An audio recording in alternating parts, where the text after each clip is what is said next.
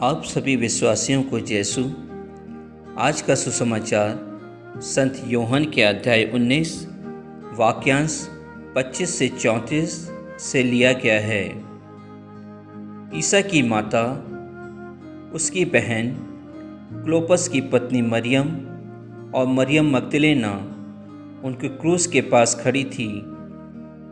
ईसा ने अपनी माता को और उनके पास अपने उस शिष्य को जिसे वह प्यार करते थे देखा।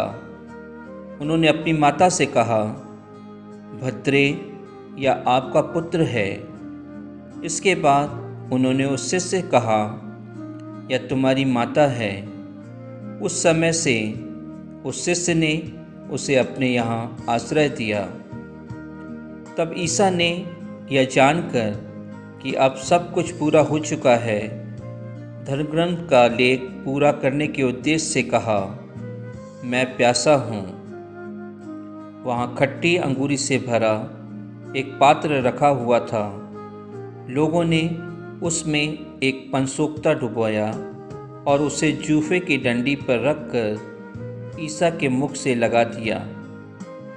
ईसा ने खट्टी अंगूरी चख कर कहा, सब पूरा हो चुका है, और सिर झुकाकर प्राण त्याग दिए। वह तैयारी का दिन था। यहूदी यह नहीं चाहते थे कि सब विश्राम के दिन क्रूस पर रह जाए, क्योंकि उस विश्राम के दिन बड़ा त्यौहार पड़ता था। उन्होंने पिलातुस से निवेदन किया कि उनके टांगें तोड़ दी जाए और सब हटा दिया जाए। इसलिए सैनिकों ने आकर ईसा के साथ क्रूस पर चढ़ाए हुए पहले व्यक्तियों की टांगें तोड़ दी, फिर दूसरे की। जब उन्होंने ईसा के पास आकर देखा कि वह मर चुके हैं, तो उन्होंने उनकी टांगें नहीं तोड़ी। लेकिन एक सैनिक ने उनकी बगल में भाला मारा और उसमें से तुरंत रक्त और जल बह निकला। प्रभु का वचन है। ईश्वर को धन्यवाद। आज के सुसमाचार में हम देखते हैं प्रभु यीशु क्रिस्त ने मरने के पहले अपनी माँ को अपने प्यारे शिष्य यूहन्ना को यह कहकर सौंपते हैं कि यह तुम्हारी माँ है, और अपनी माँ को भी यह कहते हैं, यह आपका पुत्र है। और उसके बाद माता मरियम को उनका शिष्य यूहन्ना अपने घर में रखता है। यही कारण है कि आज हम माता मरियम को कलीसिया के माँ के रूप में संबोधित करते हैं। क्रिस्त में प्यारे विश्वासियों, प्रभु यीशु क्रिस्त का संबंध अपनी माँ मरियम के साथ बहुत अलग था। प्रभु यीशु क्रिस्त ने अपनी माँ की उपस्थिति और शिक्षा एवं प्रेरणा को अपने जीवन के हर एक उतार चढ़ाव में ग्रहण किया था। उनके जन्म से लेकर उनकी मृत्यु तक माता मरियम ने उन्हें संभाला था, उनकी देखरेख की थी। यही कारण प्रभु यीशु क्रिस्त ने मरते समय अपने प्यारे शिष्य को माता मरियम को सौंपा था। लेकिन प्रिय विश्वासियों, दरअसल उन्होंने अपनी माता को मुझे और आपको सौंपा था, ताकि जिस प्रकार माता मरियम ने उन्हें उनकी मृत्यु तक संभाला, हमें भी वह संभाले। हम वही संबंध माता मरियम के साथ बनाएं जो संबंध उनका प्रभु यीशु क्रिस्त के साथ था। कहा जाता है, माता मरियम कलीसिया में पहली संत है। जिस प्रकार यीशु के द्वारा उनके प्रिय शिष्य ने माता मरियम को अपने यहाँ शरण दिया, उन्हें संभाला।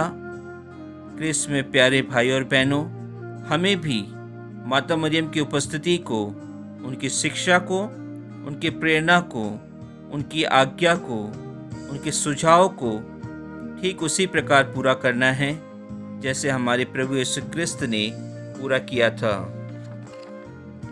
क्रिस्त में प्यारे विश्वासियों, हमारे जीवन में भी या अभी इस महामारी कोरोना वायरस के समय एक समय ऐसा आता है या एक समय ऐसा आया है जब हमें कोई अपनी जिम्मेदारी को सौंपता है, चाहे वह अपने किसी सदस्य को या अपने अकेले माँ बाप को या अपने अकेले बच्चों को हमें संभालने का जिम्मा देता है। क्या हम एक आदर्श कैथलिक के समान उन्हें सहर्ष ग्रहण करने को तैयार होते हैं? क्या हम अपने जीवन में प्रभु यीशु क्रिस्त की माँ को अर्थात माता मरियम को अपनाने के लिए, उनकी आज्ञा पालन करने के लिए तैयार हैं? उनकी उपस्थिति को अपने जीवन में, अपने परिवारों में, अपने पल्ली में, अपने समाज में, अपने राष्ट्र में, यहाँ तक पूरे संसार में अपनाने को तैयार हैं या महसूस करने को तैयार हैं?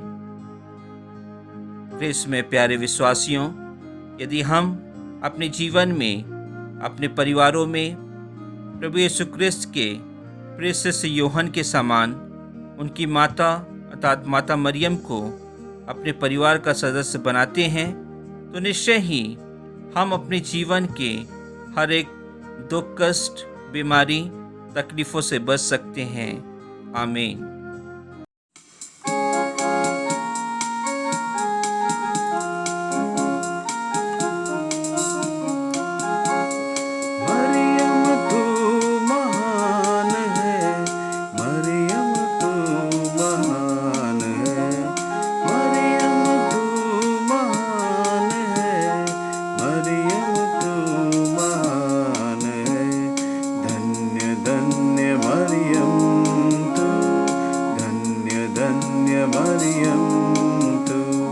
धन्य धन्य मरियम।